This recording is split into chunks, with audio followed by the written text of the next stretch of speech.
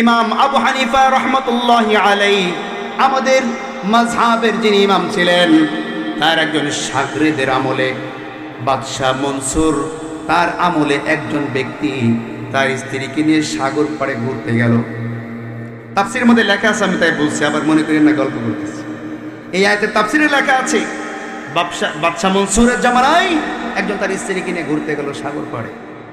সাগর পাড়ে ঘুরতে গিয়ে পূর্ণিমার রাতের চাঁদ দেখার পরে এখন স্বামী আকাশের দিকে তাকিয়ে বলে, আরে চাঁদটা কতই না সুন্দর, তুমি যদি চাঁদের চেয়ে বেশি সুন্দর না হও তাহলে তুমি তালাক হয়ে যাবে। বলি নাউজুবিল্লাহ। স্ত্রী বলছে, স্বামী আপনি আমাকে তালাক দিয়ে দিলেন, কারণ পুরুষ মানুষ যখন নারীদেরকে তালাক দেয় তখন কিন্তু হুঁশ থাকে না, ঠিক কিনা জোরে বলেন? আমাদের কাছে অনেক সময় তালাকের মাসলা মাসাইল নিয়ে আসে অনেকে, হুজুর রাগের মাথায় তালাক দিয়েছি। কিসের মাথায়? আসতে বলো, কিসের মাথায়?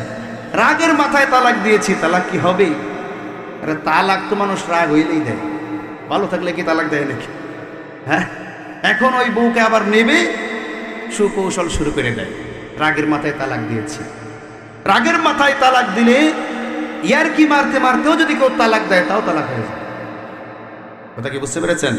সালাসুন জিদ্দুহুন্না জিদ্দুন ওয়া হাজলুহুন্না জিদ্দুন, তিনটি জিনিস এমন আছে যেই তিনটা জিনিস যদি কেউ ঠাট্টা করে রহস্য করেও এই তিনটা জিনিস করে, সেই তিনটা জিনিস পালন হয়ে যায়, আদায় হয়ে যায়।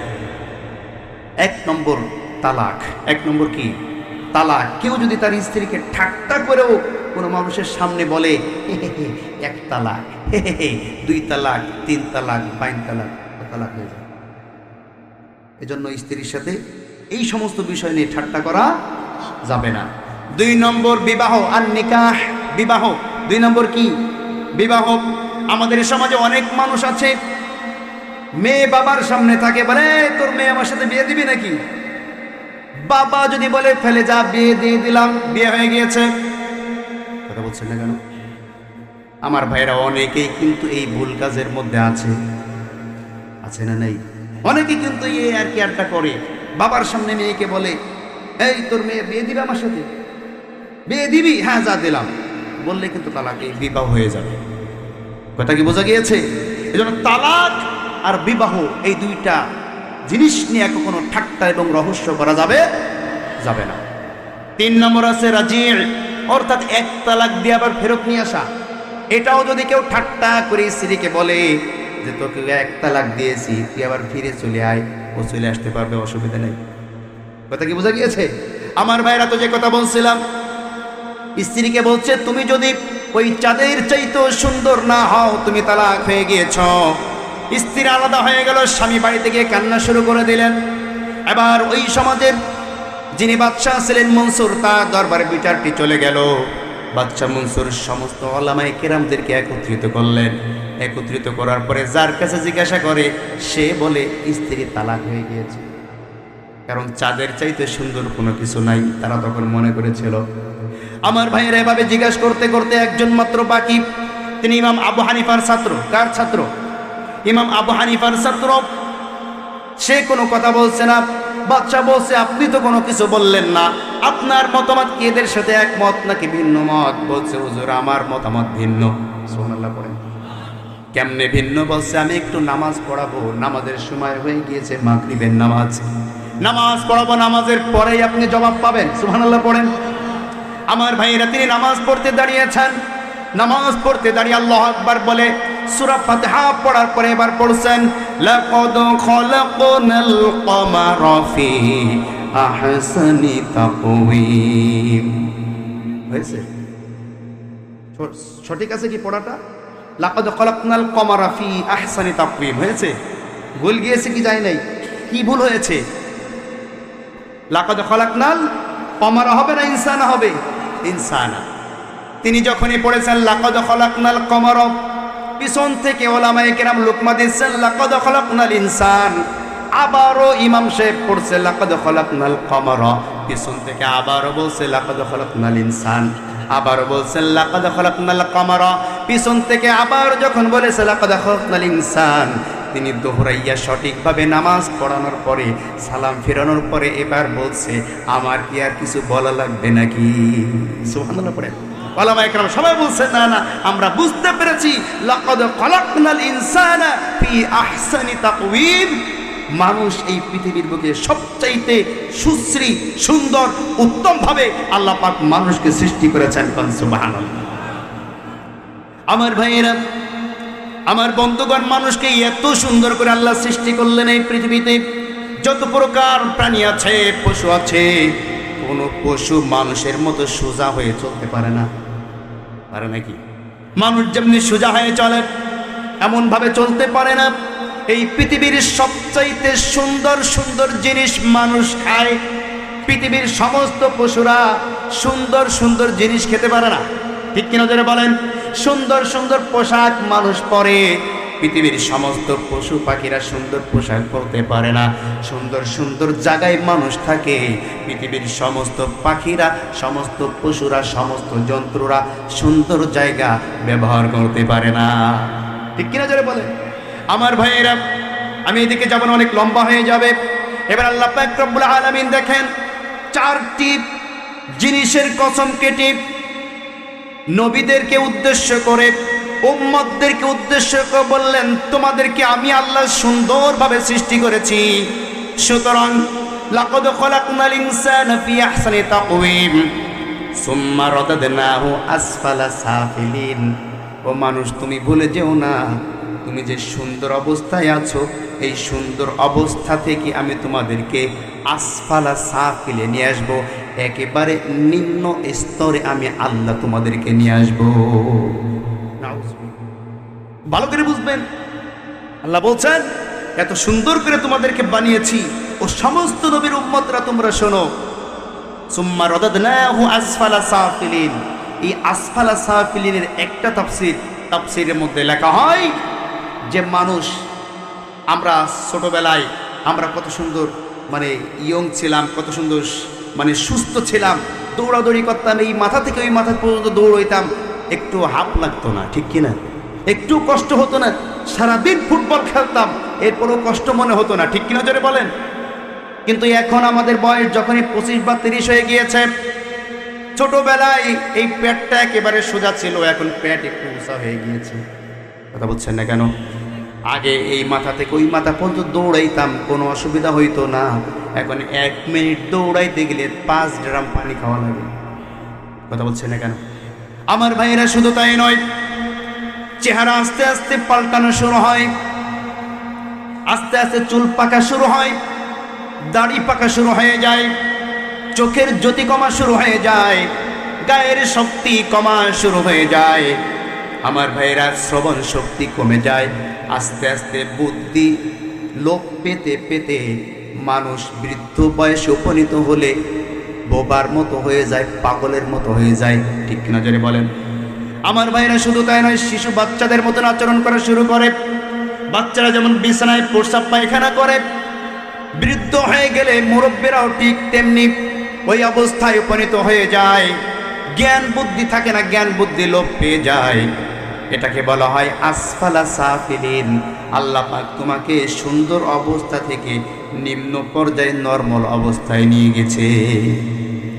আসফালা সাফিলিনের আরেকটা তাফসীর হচ্ছে, আল্লাহ পাক রব্বুল আলামিন বলেন, এই পৃথিবীর বুকে মানুষ ততক্ষণ পর্যন্ত উত্তম, ততক্ষণ পর্যন্ত সুন্দর, যতক্ষণ পর্যন্ত তারা আল্লাহর হুকুমগুলোকে সঠিকভাবে পালন করবে। আল্লাহ তাকে যে কান দিয়েছেন, এই কানের হক আদায় করবে, যে চক্ষু দিয়েছেন, এই চোখের হক আদায় করবে। আল্লাহ তাকে যে অন্তর দিয়েছেন, অন্তরের হক আদায় করবে। কিন্তু যখন কানের হক নষ্ট করবে, চোখের হক নষ্ট করে চোখের জেনা করবে, কানের হক নষ্ট করে কান দিয়ে গান শুনবে, অন্তরের হক নষ্ট করে ভালো জিনিসগুলা উপলব্ধি করতে চাবে না, তখনই আল্লাহ পাক রব্বুল আলামিন তাদেরকে উত্তম সৃষ্টি থেকে সবচাইতে নিকৃষ্ট সৃষ্টি বানিয়ে দিবেন, ঠিক কিনা জোরে বলেন? আল্লাহ বলছেন, ওয়ালাকাদ যারানা লিজাহান্নামা কাসীরাম মিনাল জিন্নি ওয়াল ইনস লাহুম কুলুবুল লা ইয়াফকাহুনা বিহা ওয়ালাহুম আ'য়ুনুন লা ইউবসিরুনা বিহা ওয়ালাহুম আযানুন লা ইয়াসমাউনা বিহা উলাইকা কাল আনআমি বাল হুম আদাল উলাইকা হুমুল গাফিলুন। জোরে বলুন আল্লাহু আকবার। জাহান্নামের জন্য কিছু মানুষ এবং জিন সৃষ্টি হয়েছে, যারা আগে ছিল উত্তম জাতি, পরবর্তীতে লাহুম কুলুবুল, তাদের একটা অন্তর ছিল উপলব্ধি করার জন্য, লা ইয়াফকাহুনা বিহা, এই অন্তর দিয়ে ভালো কোনো চিন্তাধারা তার অন্তরের মধ্যে আসে নাই। ওয়ালাহুম আ'য়ুনুন, দুইটা চোখ ছিল, লা ইউবসিরুনা বিহা, এই চোখ দিয়ে কোরআনের দিকে তাকায় নাই, কোরআনের আইনের দিকে তাকায় নাই, চক্ষু দিয়া ভালো মন্দ বিচার করে নাই, চক্ষু দিয়া ভালো জায়গায় যায় নাই, খালি মন্দ জায়গায় গিয়েছে, ভালো কিছু দেখে নাই, খালি মন্দ জিনিস দেখেছে, অশ্লীলতা দেখেছে।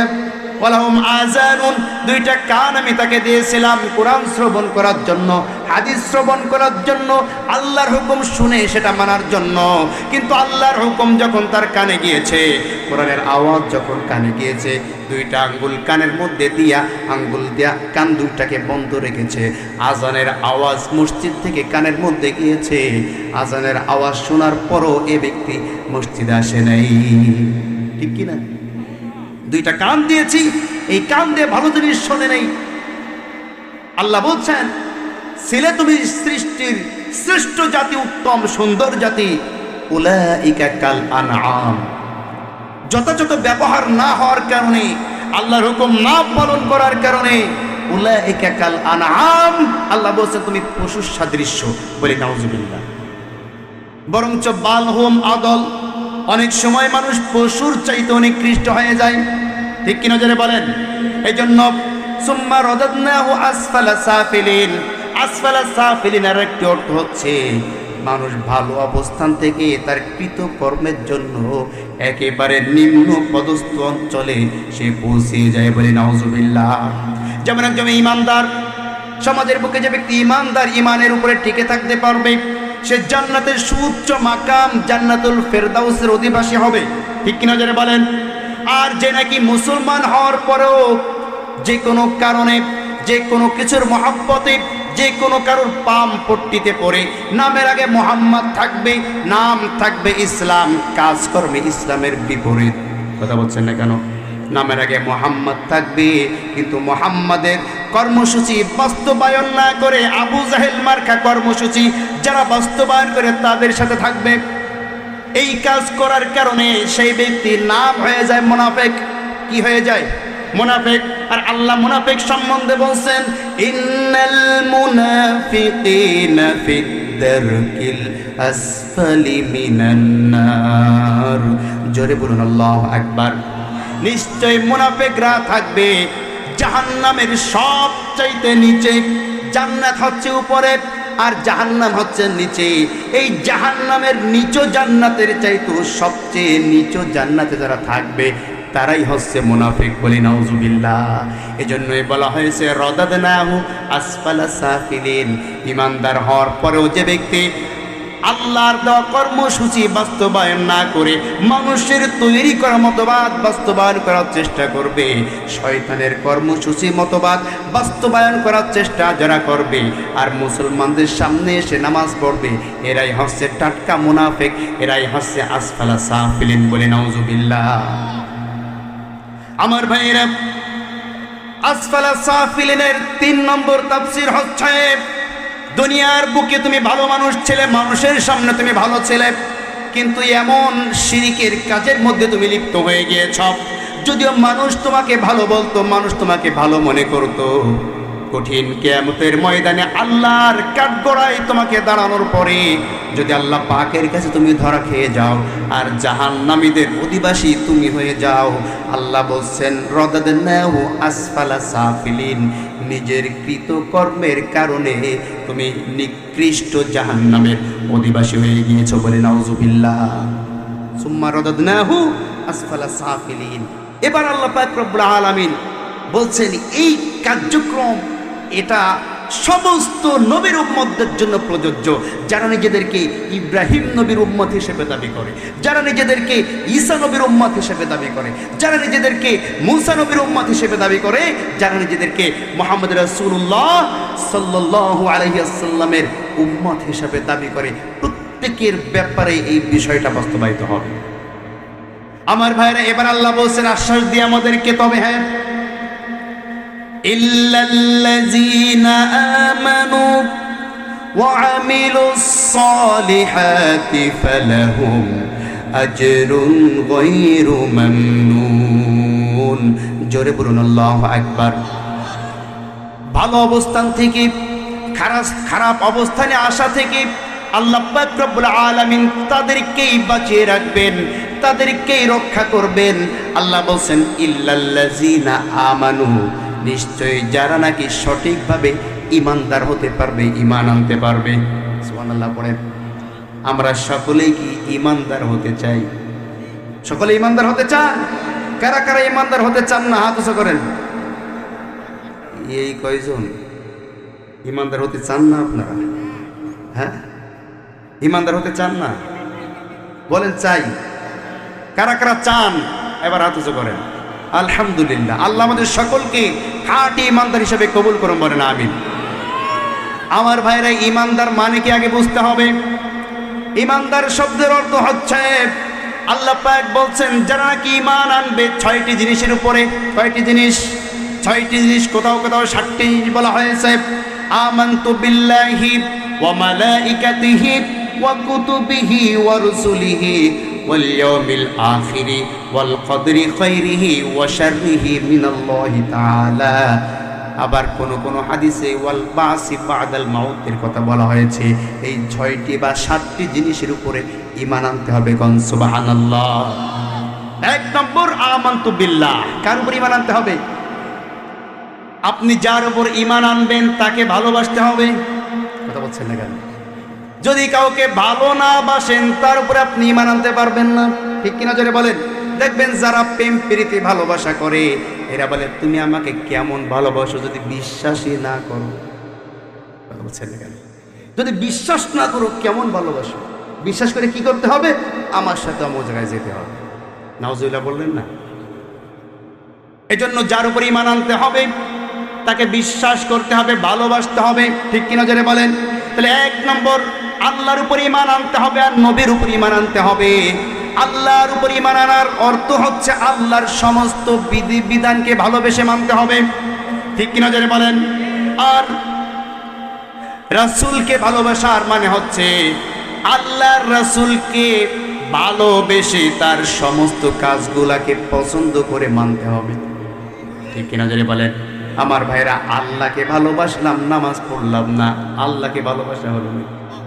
আমরা ঈমানদার, আল্লাহকে ভালোবাসি, অথচ আল্লাহর কোরআনের আইনের কথা শুনলে মজা লাগে না, ভালো লাগে না। এটা কেমন ভালোবাসা? কথা বলছেন না কেন? আল্লাহর রাসূলকে ভালো যদি আমরা বাসতে চাই, আল্লাহর রাসূল যেভাবে নামাজ পড়েছেন আপনাকে আমাকে সেভাবে নামাজ পড়তে হবে। আল্লাহর রাসূল যেভাবে কথা বলেছেন সেইভাবে কথা বলতে হবে। আল্লাহর রাসূল যেভাবে কাপড় পরেছেন আপনাকে আমাকেও সেইভাবে কাপড় পরতে হবে। আল্লাহর রাসূল যেইভাবে চুল কেটেছেন আপনাকে আমাকেও সেইভাবেই চুল কাটতে হবে। আমাদের চুল কাটার স্টাইল দেখলে মনে হয় মেসি কিসি। কথা বলছেন না কেন?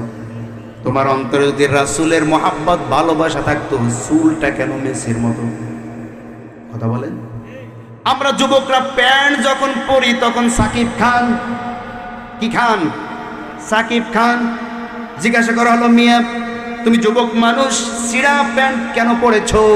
বলছে অমুক সিনেমার মধ্যে দেখলাম সাকিব খান প্যান্ট পরেছে, এই জায়গা থেকে ছিঁড়া, আমার প্যান্টও ছিঁড়া। তাহলে ওর অন্তরে কি আল্লাহ রাসূলের ভালোবাসা আছে নাকি সাকিব খানের ভালোবাসা আছে? ঈমানদার হতে পারবে না। কথা বলছেন না কেন? আমার ভাইরা, খুব ভালো করে বুঝতে হবে, ঈমান শব্দের অর্থ হচ্ছে ঈমানদার এমন জিনিস একনিষ্ঠভাবে বিনা দ্বিধায়, বিনা বাক্যে, বিনা প্রশ্নে, বিনা শঙ্কায় আল্লাহর এবং আল্লাহর রাসূলের সমস্ত হুকুম এবং কার্যক্রম ইচ্ছা হলেও মানতে হবে, ইচ্ছা না হলেও মানতে হবে, তার নাম হচ্ছে ঈমান।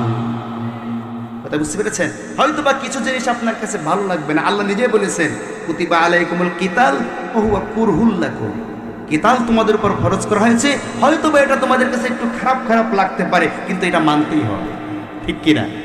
শীতকালে ঠান্ডার সময় ফজরের আজান যখন কানের মধ্যে আসে, বলেন তো লেপ ছেড়ে উঠতে আনন্দ লাগে নাকি একটু খারাপ লাগে? একটু খারাপ লাগে, একটু কষ্ট হয়। এরপরেও আল্লাহকে ভালোবেসে, আল্লাহকে মহাব্বত করে, ঈমানের দাবিতে কষ্ট মেনে নিয়ে আল্লাহর হুকুম পালন করতে যেতে হবে, ঠিক কিনা জোরে বলে?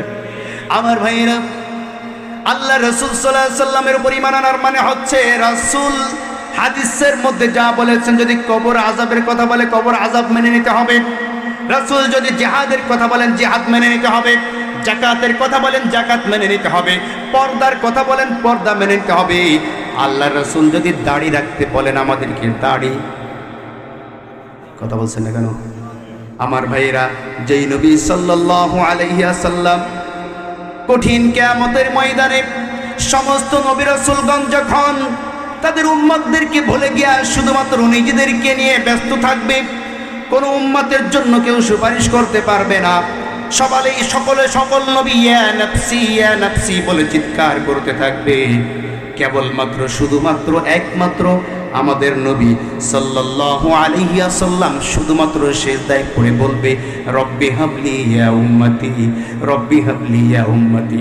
আমার বান্দা, আমার উম্মতরা, তোমরা শোনো, কঠিন কিয়ামতের ময়দানে তোমরা যখন বিপদে পড়ে যাবে, তোমরা যখন কোনো ঠাঁই পাবে না, তোমরা যখন কোনো স্থান পাবে না, কোনো সাহায্যকারী পাবে না, আমাকে তোমরা খুঁজবে, হয় মিজানের পাশে, না হয় হাউজে কাউসারের পাশে, তা না হলে আল্লাহর আরশের নিচে। সুবহানাল্লাহ পড়েন।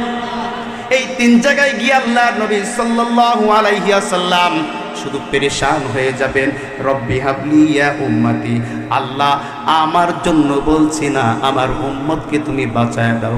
সুবহানাল্লাহ। যেই নবী হাসরে আমাদেরকে ভুলবে না, মিজানে আমাদেরকে ভুলবে না, যে নবী হাউজে কাউসারে আমাদেরকে ভুলবে না, যে নবী ফুলসিরাতের সময় আমাদেরকে ভুলবে না, আর আজিবের নিচে ছায়ার সময় আমাদেরকে ভুলবে না, এই নবীকে আমরা কেন ভুলে যাই? এই নবীকে বলে কেমনে দাড়ি শেষে মুরব্বির চাইতে যুবক হতে চাই? কথা বলেন। আমরা যদি আল্লাহকে ভালোবাসি, রাসূলের মহাব্বত যদি থাকে, দাড়ি চাচা যাবে না? যাবে নাকি? নামাজ ছেড়ে দেওয়া যাবে না? আল্লাহর জমিনে দ্বীন কায়েমের আন্দোলনের বিরুদ্ধে অবস্থান নেওয়া যাবে না? যারা নাকি সমাজে সত্য কথা বলে, হক কথা বলে, হক প্রতিষ্ঠিত করার কথা বলে, তাদেরকে ছাড়া যাবে না, ঠিক কিনা জোরে বলেন? আমার ভাইরা, আল্লাহর নবীর আদর্শ কি শুধু আমাদের মধ্যে আছে নাকি নারীদের মধ্যেও আছে? নারীদের জন্য আছে না নাই? আসতে বলবেন না, আছে না নাই? মা বোনেরা তো অনেক এসেছে, আমার মা বোনেরা খুব ভালো করে শোনেন।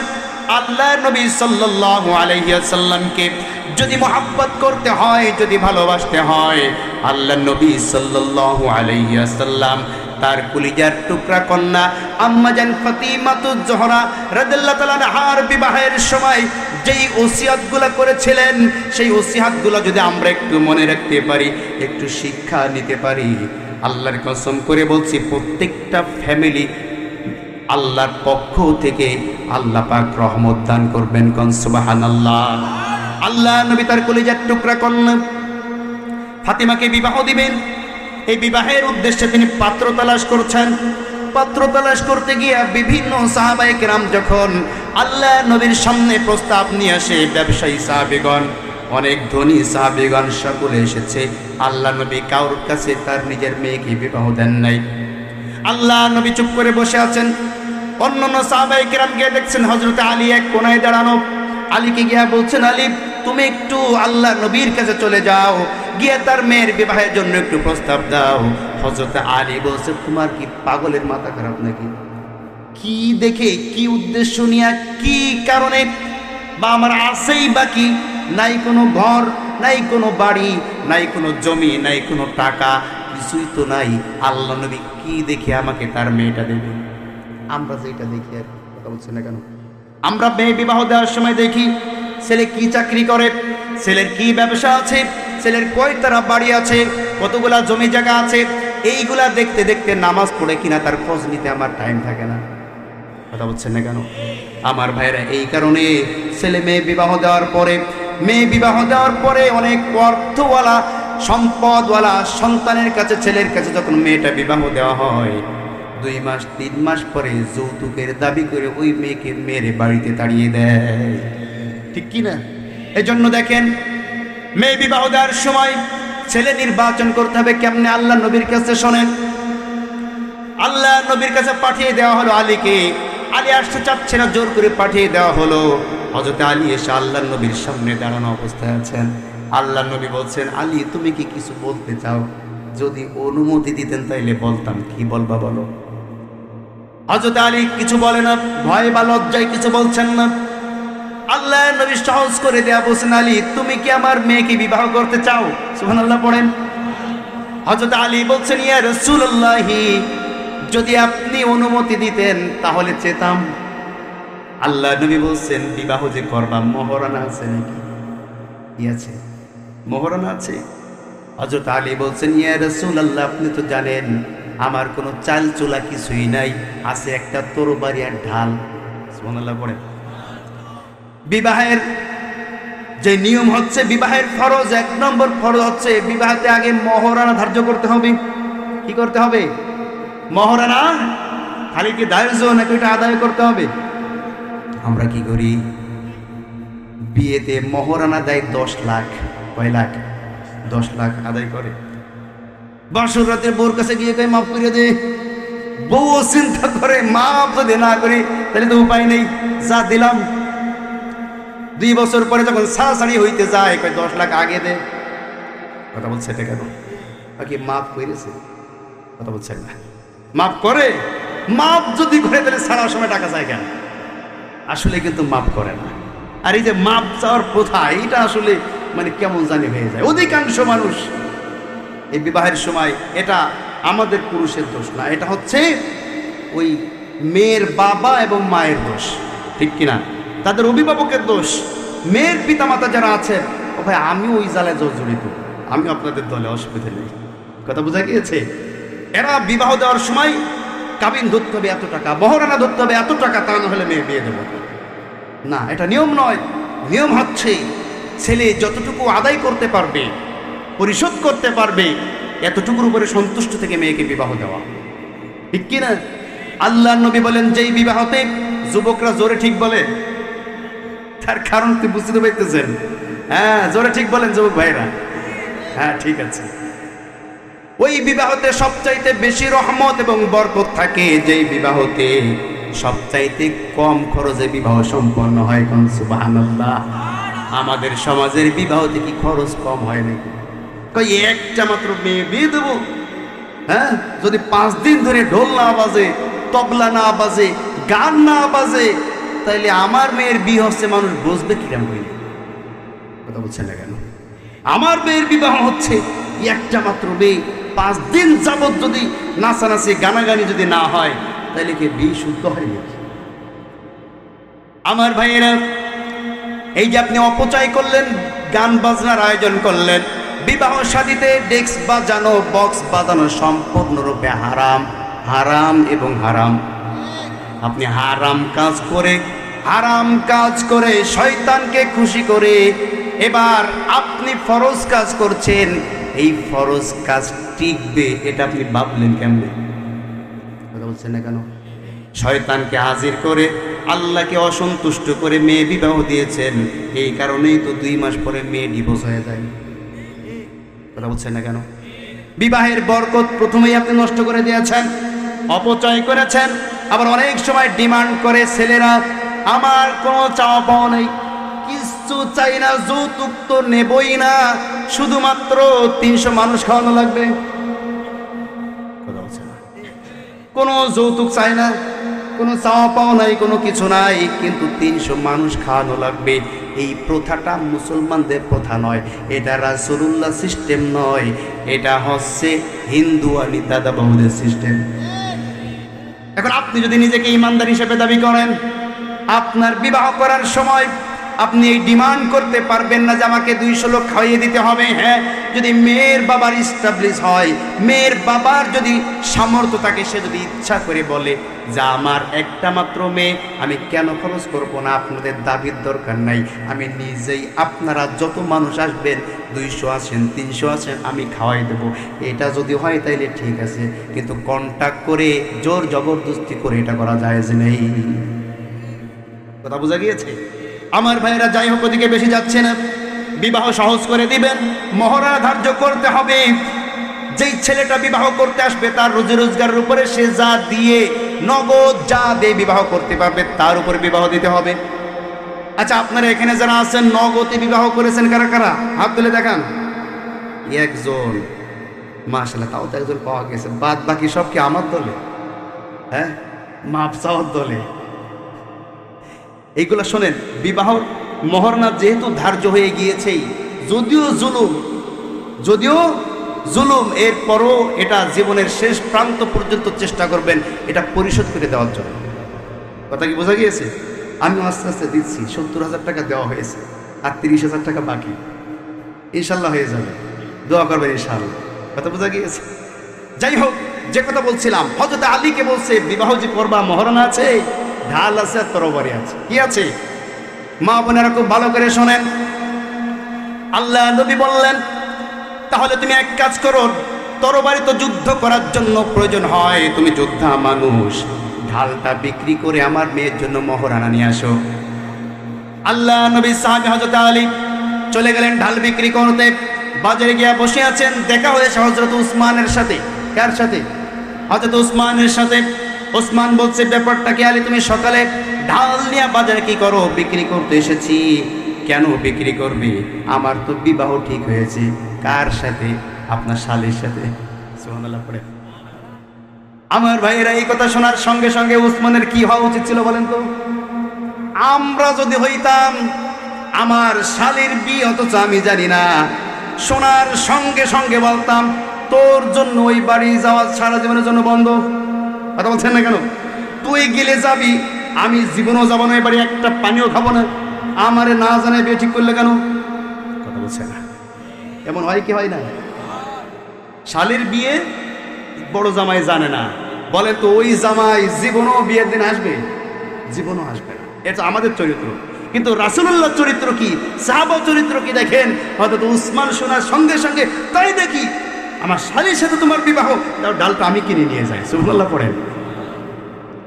ডালটা কিনে নেওয়া হলো। হযরত আলী যখন টাকা গুনে নিয়ে চলে যাচ্ছিলেন, পেছন থেকে উসমান ডাক দিলেন, ও আলী দাঁড়াও, তুমি তো কিছুক্ষণ পরে আমার আত্মীয় হয়ে যাবে, ভাইরা ভাই হয়ে যাবে, তোমার বিবাহের উপহার স্বরূপ এই ঢালটি আমি তোমাকে দিয়ে দিলাম। হযরত আলী টাকা এবং ঢাল হাতে করে নিয়ে আল্লাহর রাসূলের সামনে আসলেন। এসে বলছেন, ইয়া রাসূলুল্লাহ, এই যে নেন টাকা, বিয়ের মহরানা আমি আপনার সামনে নিয়ে আসলাম।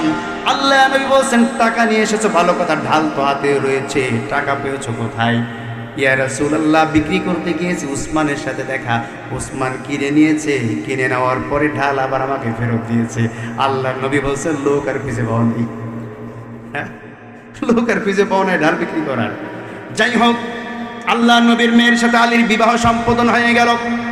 বিবাহ দেওয়ার পর আল্লাহ নবী সাল্লাল্লাহু আলাইহি ওয়াসাল্লাম তার কন্যাকে ডেকে নিয়ে পাশে বসিয়ে বলছেন, আমার কন্যা ফাতেমা, তুমি শোনো, এতদিন পর্যন্ত তুমি আমার ঘরে রানী হিসাবে বসবাস করেছো, রাজরানী রাজকন্যা হিসাবে তুমি আমার ঘরে বসবাস করেছো, তুমি আমার ঘরে যেইভাবে ছিলা তো একরকম, এখন তুমি চলে যাচ্ছ আলীর ঘরে, আমি তোমাকে ওসিয়ত করছি, আমি তোমাকে আদেশ করছি, শোনো শোনো, কখনো কোনোদিন যাতে আলীর বাড়ির বিরুদ্ধে তোমার মুখ থেকে একটা নালিশ না শুনি। সুবহানাল্লাহ পড়েন। তোমার মুখ থেকে যাতে আলীর বাড়ির বিরুদ্ধে, এমনকি আলীর বিরুদ্ধেও কোনো অভিযোগ না শুনি। আর আমার জামাই আলীটা কিন্তু গরিব মানুষ, কখনো যাতে তার কাছে তুমি কোনো বিষয় জোর করে আদায় করতে চাবে না, এটা যদি আমি শুনি, আমি মুহাম্মদ কখনো তোমাকে কন্যা হিসাবে পরিচয় দেব না। সুবহানাল্লাহ। আমরা তো বিয়ে দিয়ে সবাই মেয়েদের এই কথা বলি, কথা বলছেন না কেন? আরো বলি দেয়, মনে রাখিস, তোরে কিন্তু ভাতের অভাবে বিয়ে দিচ্ছি না, আমার বাড়িতে কিন্তু ভাতের অভাব নাই, কোনো অসুবিধা যদি হয় 1 মিনিট খালি ফোন দিবি। কথা বলছেন না কেন? এমন বলে কি বলে না? কিন্তু আল্লাহর নবীর চরিত্র ছিল কি, মা বোনেরা ভালো করে বোঝেন। 3 দিন পরে যখন ওই মেয়েটা শ্বশুর বাড়িতে আসে, আসার পরে চাচি, এরপরে খালা, ফুবু যারা আছে, এই বলবেন এই তোর শাশুড়ি কিরা ভালো, তোর কি আদর যত্ন করে, এ তোর তোর তোর তোর যে একটা আছে না যে ননদ, ও কি করে, ও তোর সাথে ভালো ব্যবহার করে, তোর সাথে তোর মনে হয় জ্বালায়, তাই না? এরকম খুসায় খুসায় ওর কাছ থেকে যাতে কোনো কিছু বাইর করা যায়।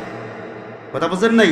যদিও কোনো মেয়েরা কিছু না কিছু বলেছে যে হ্যাঁ আমার শাশুড়ি এই বলেছে, কি এত বড় শাশুড়ি, এই জন্য আগের থেকে বলেছিলাম ও ছেলে ভালো হতে পারে, ওর মা তো ভালো।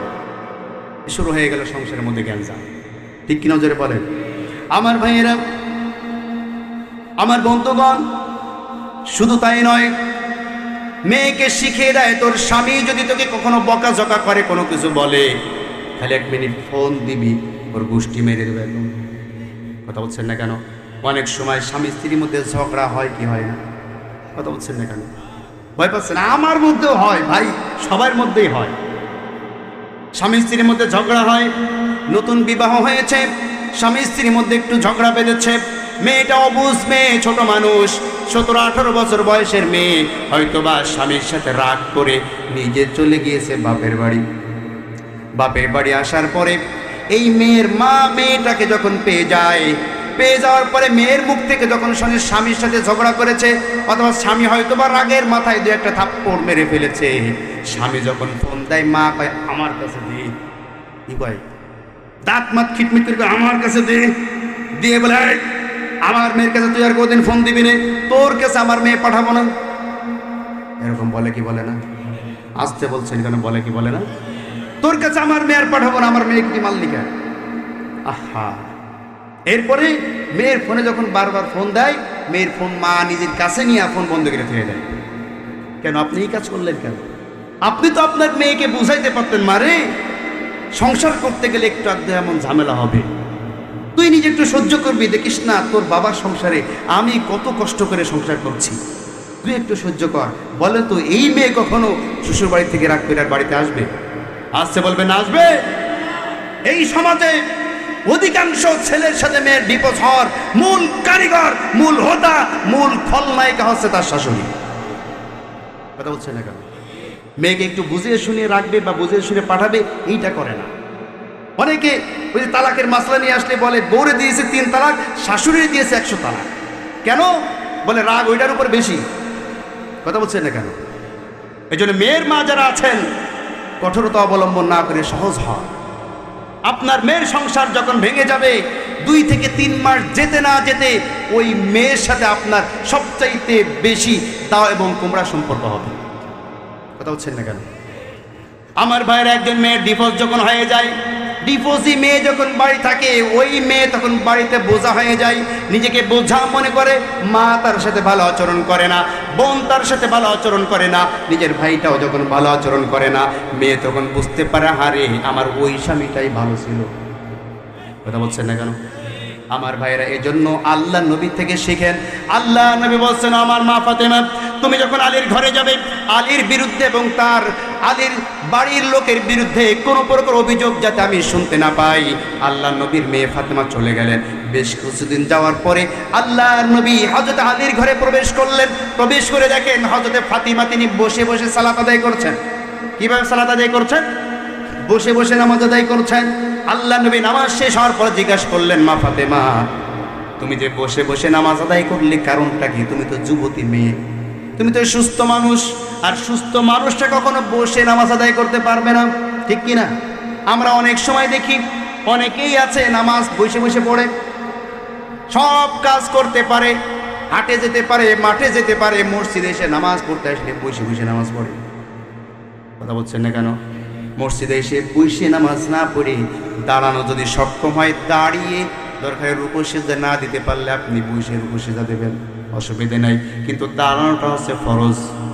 আপনি হাঁটতে পারেন, বাজারে যেতে পারেন, 14 গোষ্ঠী সব করতে পারেন, অথচ মসজিদে নামাজ পড়তে আসলে চেয়ারে ছাড়া আপনি বসতে পারেন না। আমার ভাইরা, আল্লাহর নবী বলছে, তুমি সুস্থ মানুষ, তুমি যুবতী মেয়ে, কেন তুমি বসে নামাজ পড়লে? আল্লাহ নবীর কন্যা ফাতেমা দাঁড়িয়ে বললেন, আমার পিতা, আপনি আমাকে বলে দিয়েছেন আলীর বিরুদ্ধে কোনো অবজেকশন যেন আমি আপনাকে না দেই, এবং এমন কোনো কাজ না করি যাতে আলীর বিরুদ্ধে অবজেকশন আপনার মনে হয় যে আমি দিয়েছি। এই কারণে আমি যে জামাটি পরে নামাজ আদায় করছি, আমার জামার পিছন থেকে একটু ছিদ্র আছে, ওইখানে সেলাই করা, এই জামায় সেলাই করা আছে। এই সেলাইয়ের অবস্থা যদি আপনি টের পান, আপনার মনে হয়তোবা কষ্ট লাগবে যে আপনার মেয়ে হয়তোবা জামার অভাবে ছেঁড়া জামা পরে আছে। আমার স্বামী আলীর বিরুদ্ধে কথাটা চলে যায়, এই কারণে আমি আপনি আসার উপস্থিতিটা টের পেয়ে আমি বসে বসে নামাজ আদায় করেছি, যাতে ছিঁড়া জামাটা আপনি দেখতে না পান। পান সুবহানাল্লাহ। আমার ভাইয়েরা, আমার বন্ধুগণ, এজন্য বিবাহ সাথে আমাদেরকে সহজ করতে হবে। তো যে কথা বলছিলাম, আল্লাহ পাক বলছেন ভালো অবস্থান থেকে খারাপ অবস্থানে তারা যাবে না, যারা নাকি ইল্লাল্লাযিনা আমানু, যারা নাকি সঠিকভাবে ঈমান আনতে পারবে আল্লাহ এবং আল্লাহর রাসূলের উপরে, আর ওয়া আমিলুস সলিহাত, এবং নেক আমল করবে, ভালো কাজ করবে। সুবহানাল্লাহ পড়েন। ইল্লাল্লাযিনা আমানু ওয়া আমিলুস সলিহাত, যারা পূর্ণাঙ্গ রূপে আল্লাহর উপর ঈমান আনবে এবং সমাজে ভালো ভালো কাজ করবে। ওয়া আমিলুস সলিহাতি ফালাহুম, আল্লাহ বলেন ফালাহুম আজরুন গায়রু মামনুন, তাদেরকে আমি এমন পুরস্কার দান করব, আজরুন গায়রু মামনুন। মামনুন শব্দের অর্থ হচ্ছে যেটা দান করার পরে আর খোটা দেওয়া হয় না। কোন সুবহানাল্লাহ।